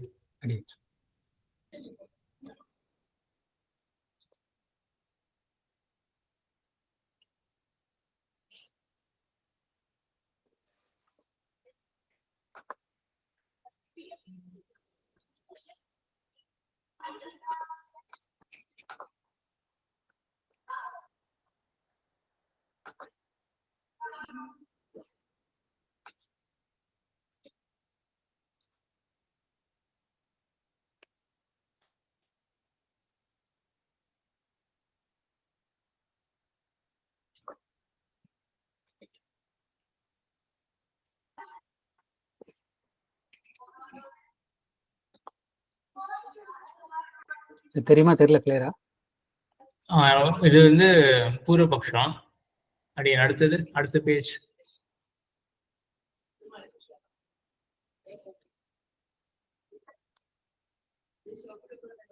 பேஜ் சைஸ் கொஞ்சம் இன்க்ரீஸ் பண்ணலாம். ஏவம் பிராப்திய விதீயத்தேன்னு இருக்கு இல்லையா? அந்தர்யாம அதிதைவாதி லோகாதிஷு தத் தர்ம விபதேசாத் அதிதைவாதி இந்த வாக்கிய சின்னித்தேஷு அப்படின்லாம் வரும். அடுத்தது அதெல்லாம் கீழே போயிடலாம், அடுத்த பக்கத்துக்கு போயிடலாம். மேல வாகீஸ்வரியமான அந்தர்யாமி பரமாத்மா நாராயணः காண்மபாட்டசித்தியபியः அதிவாதிவாதிவல்பியः வாக்கியேभ्यः அதிகாணி அதிரோகः. சரி, அதனால் குதः தர்ம விபதேசாத் பரமாத்மா தர்மः அயம் यद् एक एव सन् सर्वलोक सर्वभूत सर्वदेवादीन् नियमयति तथा हि उद्दालक प्रश्नः य इमं च लोकं परं च लोकं सर्वाणि च भूतानि यो अन्तरो यमयति उपक्रम्य तम अन्तर्यामिनं ब्रूहि इति. இதுதான் பதில். இல்லைன்னா இப்போ எல்லாவற்றையும் ஒருவனாக இருந்து கொண்டு எல்லாவற்றையும் ஆளக்கூடிய தன்மை அப்படின்றது யாருக்கு? எல்லாவற்றையும் முன்னுரை பொருளாக இருந்து கொண்டு ஒருத்தனாக தான், ஏகையவசன் ஒருத்தனாக இருந்து கொண்டு எல்லாவற்றையும் ஆளக்கூடிய தன்மை அப்படின்றது யாருக்கு அப்படின்னா அது பரமாத்மாவுக்கு தான் அப்படின்னு உத்தாலக பிரச்சனத்துல முன்னாடி அந்தராதிகரணத்துல பார்த்த அந்த உத்தாலக பிரச்சனத்திலேயே அங்க இருக்கு. அதே போல தசைச்ச உத்தரம் பிருத்திவியாம் திஷ்டன் ஆரம்பிய உக்தம் ததேதத் சர்வான் லோகான் சர்வாணி ச பூதானி சர்வான் தேவான் சர்வான் வேதான் சர்வாம்ச யஜ்ஞான் அர்த்தப்ரவிஷ்ய சர்வப்பிரகார நியமனம் சர்வசரீரதயா சர்வஸ்ய ஆத்மத்வம் ச சர்வஜ்ஞாத் இது சங்கல்பாத் புருஷோத்தமாத் அந்நியசேன சம்பவதி யதாயி அந்தஸ்பிருஷ்ட சாஸ்திராச்சரணம் சர்வாத்மா சொல்லியிருக்கேன்னு நினைக்கிறேன். அந்தஸ்பிருஷ்ட சாஸ்திராச்சரணம் சர்வாத்மா தத்ருஷ்ட. அப்போ என்ன ஆறுது அப்படின்னா மற்ற இடங்கள்ல ஸ்பஷ்டமா தெரியறது. என்ன தெரியறது? இப்ப பதில் சொல்ல முடியுமா? இந்த சாதக பிரமாணம் ஸ்தாபிக்கக்கூடிய யுக்தி என்ன சித்தாந்தத்துல?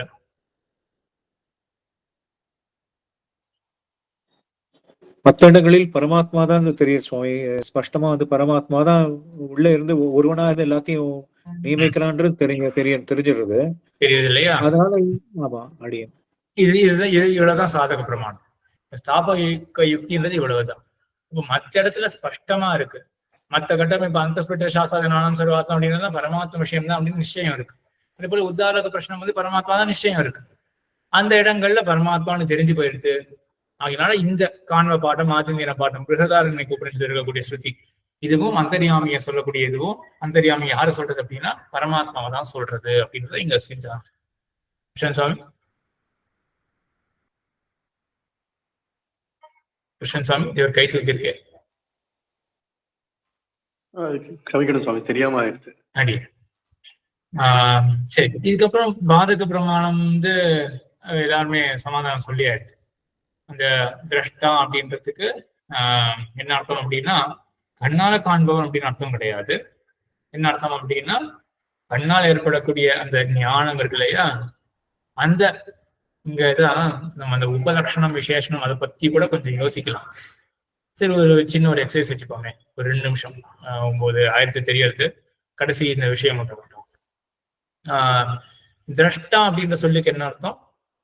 கண்ணால காணக்கூடிய ஞானத்தை உடையவன் அப்படின்னா நேர அர்த்தம் அதுக்கு. கண்ணால ஏற்படக்கூடிய ஞானத்தை உடையவன் திரஷ்டா அப்படின்னு அர்த்தம். பரமாத்மா இங்க திரஷ்டா அப்படின்னு சொல்லும் பொழுது நம்ம மாத்தி வச்சுக்கிறோம். என்ன அர்த்தம்? எக்ஸாக்டா இங்க என்ன வச்சுக்கிறோம்? திரஷ்டானா கண்ணால் ஏற்படக்கூடிய ஞானத்தை உடையவன். இங்க நம்ம என்ன வச்சுக்கிறோம்? திரஷ்டானா ஞானத்தை உடையவன். அந்த கண்ணாலன்றதை மட்டும் விட்டுட்டு அந்த அந்த விஷயத்தை பத்தி ஞானத்தை உடையவன். என்ன விஷயத்தை பத்தி? இப்போ மனசு நம்ம ஏதோ நினைக்கிறோம் அப்படின்னு வச்சுப்போமே, பற்றி அறிகிறான் சுவாமி. உருவத்தை பற்றி அறிகிறான். உருவம் வேணா ரூபம்னு சொல்லுங்க. நான் உருவம் சொல்லியிருப்பேன், நான் உருவம் சொல்லியிருப்பேன், ரூபம்னு சொல்லியிருப்பேன் நினைக்கிறேன். ரூபம்ன்றது வந்து அனைவரும் நம்ம எல்லாருமே இது படிச்சுட்டு இருக்கோம் இல்லையா. இந்த வித்யால வந்து ரூபம்னா என்னோட சட்னி என்ன ஞாபகம் நமக்கு? ரூபம்னா கலர். டவுட் வந்தது எனக்கு.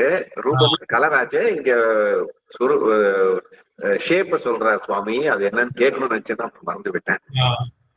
ஆனா நான் உருவம் சொன்னேன்னா ரூபம் சொன்னேன். ரூபம் தான் சொன்னீங்க. உருவம் தான் சொன்னேன். உருவம் சொல்லிருக்கேன் சுவாமி. உருவம் சொன்னீங்க. ஆனா உருவத்தை மீன் பண்ணி உருவம் சொன்னீங்க. இல்ல ரூபம்னு சொன்னீங்க சுவாமி, ஆனா உருவத்தை தான் மீன் பண்ணீங்க. அதனாலதான் எனக்கு ரூபம்னா கலர்ல ஆச்சு. அங்க நம்ம படிச்சோம், இங்க வந்து ஷேப்பை பத்தி சுவாமி ரெஃபர் பண்றாரு அப்படின்னு டவுட் வந்தது. அப்புறம் வேற ஏதோ வடிவத்தை பத்தி சொல்லியிருக்கேன். ஆமா, ரூபம்னு சொன்னீங்க. ஆனா நீங்க மீட் பண்ண விஷயம் வந்து எனக்கு புரிஞ்சது வடிவம்னு தான் புரிஞ்சது. உருவம்ன்ற வார்த்தை யூஸ் பண்ணிருக்கேன். உருவம்னு சொல்லியிருக்கேன் அப்படின்னா கிளாரிட்டிக்காக சொல்லியிருக்கேன் நினைக்கிறேன். எல்லாருக்குமே ரூபம் அப்படின்னா ஏன்னா அந்த உருவத்தையும் கூட நம்ம வந்து சரி ஒண்ணு தொட்டு தெரிஞ்சுக்கலாம், அது ஒண்ணு இருக்கு. சட்டுன்னு நம்ம பெரும்பாலும் அந்த உருவத்தை கூட கண்ணால நம்ம தெரிஞ்சுக்கிறோம், அந்த வடிவம், அந்த ஷேப்பையே. ஆனா ரூபம் தான் ஆக்சுவலா சொல்லிருக்கணும். ஒருவேளை அந்த ரூபம் ஒண்ணுனே யாருக்கும் சட்டுன்னு அந்த நிறம்னு தோணாதோ அப்படின்னு ஒரு சந்தேகத்தினால நான் கொஞ்சம் வேற ஏதோ எக்ஸ்ட்ரா சொல்ல போயிட்டு வேற மாதிரி ஆயிடுதுன்னு நினைக்கிறேன். இங்க வந்து பொதுவா தர்சனம் அப்படின்னாலே ரூப சாட்சா்காரம் அப்படின்னு தான் சொல்லுவோம். ரூபம்னாலே நிறம் தான். ஏன்னா நிறத்தை வந்து கண்ணால மட்டும் தான் தெரிஞ்சுக்க முடியும். சரி, ஆக அப்ப நம்ம என்ன வச்சுக்கலாம் இங்க? தர்சனம். இப்ப திரஷ்டா அப்படின்னு அர்த்தம்னா தர்சனம் செய்கிறவன். தரிசனம் அப்படின்றது வந்து ஞான ரூப சாட்சா்காரம். சரியா? ரூப சாட்சா்காரம், ரூப பிரத்யக்ஷம், அந்த நிறத்தை பத்தி இருக்கக்கூடிய அறிவு. அதுல ஒரு அம்சமும் சேர்ந்து இருக்கு. என்னது? நம்ம முன்னாடி போன ராமானுஜ வித்யால தான் பார்த்துருக்கோம். இந்த ரூபத்தை பத்தின அறிவு எப்படி ஏற்படும்? சரி, இது ஒரு ஸ்பாட் டெஸ்டா இருக்கு. எப்படி ஏற்படும்? ரூபத்தை பற்றின அறிவு எப்படி ஏற்படும்? சயோகமா? ஆனா ஒரு சம்பந்தம், சயோகம் ஒரு சம்பந்தம். அது மட்டும் போதுமா? சயோகம் மட்டும் போதுமா?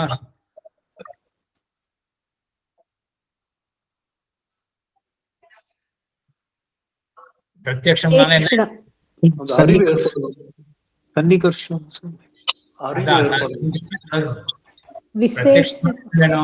இந்த விஷயத்துக்கும் கண் போன்ற இந்திரியத்துக்கும் உணர்வு ஏற்படும். அதான் சன்னிகர்ஷம் அப்படின்றது. சயோகம் அப்படின்றது திரவியம். சயோகம். கண்ணு ஒரு திரவியம், எதிரில பானை இருக்கு. சரி, சம்யோகம் ஏற்பட்டுடும். சம்யோகம் கூட்டல் சமவாயம். அந்த திரவியத்துல சமவாய சம்பந்தத்தோட அந்த நிறம்ன்றது இருக்கு இல்லையா, சமவாய சம்பந்தம் கூட பார்த்துருக்கோம் நம்ம. அந்த ரூபம் வந்து அந்த நிறமானது சமவாய சம்பந்தம் அப்படின்றதோட வந்து கூடத்துல இருக்கும் அப்படின்னு பார்த்துருக்கோம். ஆக இப்ப கண்ணால இந்த மாதிரி ஏற்படக்கூடிய இந்த ஒரு சாட்சாத்காரம் பிரத்யட்சம் இருக்கு இல்லையா, அதுக்குதான் தரிசனம் அப்படின்ற பெயர். இது ஜீவாத்மாவுக்கு தான் பொருந்தும். நம்ம இங்க என்ன பண்ணிட்டோம், பரமாத்மாவை தரிசனம், அதாவது திரஷ்டான்னு பரமாத்மா சொல்லும் பொழுது தரிசன கர்த்தா, தரிசனம் என்கிற செயலை செய்பவன், அப்படிப்பட்ட ஒரு ஞானத்தை உடையவன் அப்படின்றது இப்ப நம்ம சிம்பிளிசிட்டிக்கு வச்சுப்போம். இந்த எந்த அம்சத்தை நம்ம கட் பண்ணிடுறோம், இதுல தரிசனம்ன்றது என்ன அர்த்தம்? இப்போ கண்ணோட தொடர்பால ஏற்படக்கூடிய எவ்விதமான ஞானம்? ரூப சாட்சா்காரம். அப்போ சக்ஷு சன்னிகர்ஷ ஜன்ய ரூப சாட்சா்காரா. புரியுதா? இது ஒரு பெரிய டேர்மா சொல்லிட்டேன். கண்ணோட தொடர்பால ஏற்படக்கூடிய ரூபத்தை பற்றின அறிவு, இதுதான் தரிசனம் அப்படின்னு. நமக்கு எந்த அம்சத்தை கட் பண்ணிட்டோம்? இந்த கண்ணோட தொடர்பு, அது கட் பண்ணிட்டோம். கண் தொடர்பால ஏற்படுற அது வரைக்கும் கட் பண்ணிட்டோம். அப்போ ரூப சாட்சா்காரம், ரூப பிரத்யக்ஷத்தை உடையவன் பரமாத்மா சொல்றது எது குறையும் கிடையாது அப்படின்றத இங்க வந்து நம்ம இது வந்து ஒரு விதமான சங்கோச்சம் தான். இங்க மற்றவெல்லாம் கேள்வி கேட்பா, அது எப்படி நீங்க வந்து தரிசனம் திரஷ்டான்ற சட்டுன்னு நமக்கு தோன்றது வந்து அப்படிப்பட்ட தரிசனம் தானே தோன்றது, நீங்க ஏன் கட் பண்றீங்க அப்படின்னா என்ன பதில் இங்க இருக்கும்? இங்க என்ன பதில் அதுக்கு? அல்டிமேட் எய்ம் வந்து அந்த நாலேஜ் தான். அது இருக்குங்கும் போது அது இந்த கண் இருந்தானே இல்லாட்டானே அது நாலேஜ் வந்துருச்சு இல்லையா? அப்படி பதில் சொல்லக்கூடாது. இங்க அப்படி பார்த்தோம்னா நம்ம வந்து அப்புறம் மற்ற சில இடத்துல அவர் பார்த்தார் அப்படின்னா கண்ணே இல்லையப்பா அவர் எப்படிப்பா பார்ப்பார் அப்படின்னு சொன்னா அப்பெல்லாம் கிடையாது. பார்த்தாரா என்ன அர்த்தம் அப்படின்னு நம்ம அர்த்தத்தை மாத்திக்க முடியுமா? ஒரு கோர்ட் ஏதாவது கேஸ் கொடுத்துன்னு வச்சுப்போமே, குருடாவத்தர் இருக்கார், அவர் பார்த்தார் அப்படின்னு அர்த்தம் சொல்றான், வாக்குமூலம் சொல்றான், அதுக்கு அர்த்தமே வேற அப்படின்னு. ஸோ நம்ம இங்க அர்த்தத்தை மாற்றி வச்சுக்கணும்னா ஏதாவது ஒரு பர்பஸ் இருக்கணும். அதுக்கு தேவையில்லை அப்படின்னு கிடையாது. இந்த அர்த்தம் இன்க்ளூட்ஸ் அவ்வளவு பார்த்தல் அப்படின்றதுக்கு இவ்வளவு அர்த்தம் இருக்கு. அப்ப நம்ம இது நாட் எசென்ஷியல் அப்படின்னு நம்ம வச்சுக்க முடியாது இல்லையா? இந்த இடத்துல நாட் எசென்ஷியல் கூட இல்லை. ஸோ இங்க எப்படி நம்ம ஒரு சமாதானம் இருக்கணும்? இங்க அந்த அர்த்த சாஸ்திராஜனான தேவராஜன் சுவாமி அதேதான் சுவாமி. அந்த பிரவிஷ்ட மற்ற பிரமாணங்கள்ல மற்ற உபனிஷத்துக்கள்ல அவ்வாறு சொல்லப்பட்டதுனால இந்த இடத்துல அர்த்த கோச்சம் பண்ணிக்கிறோம். ஏன்னா நீங்க என்ன பண்றோம், நம்ம எஸ்டாப்ளிஷ் ஆயிடுச்சு அப்படிப்பட்ட ஒரு தன்மை பரமாத்மாவில இருக்க முடிவாயிடுச்சு. ஸோ அதுக்காக நம்ம என்ன பண்றோம்னா நம்ம ஒன்னும் இங்க மொத்தத்தையும் விடலையே. தரிசனம் அப்படின்னா ஞானமே கிடையாது அப்படின்னு சம்பந்தமே இல்லாத ஒரு அர்த்தத்தை சொல்லலையே. நம்ம கடைசியில என்ன பண்ணிருக்கோம், இந்த தரிசனம் அப்படின்ற சொல்லுக்கு நிறைய பார்ட்ஸ் இருக்கு, நம்ம சில அம்சங்களை விட்டுட்டோம். மற்ற இந்த பிகர் கான்டெக்ட் அது பொருந்தலை அப்படின்றதுனால சில அம்சங்களை விட்டுட்டோம். இதுதான் இந்த லாகவ விசாரம், கௌரவ விசாரம், எப்படி நம்ம இந்த மீமாசான்றது இப்படிதான் இருக்கும். ஸோ மொத்த கான்டெக்ட்டையும் பார்த்துட்டு இந்த சின்ன அம்சத்தை நம்ம எப்படி இது விழுறது அப்படின்றது அந்த மாதிரிதான் ஒரு அப்ரோச் இருக்கும். சரி, அடியன் இதோட அந்தரியாமை வச்சுக்கிறோம் முடிஞ்சது. சரி 3 நாள் ஆச்சு. நாளைக்கு என்ன பண்ணலாம்? நாளைக்கு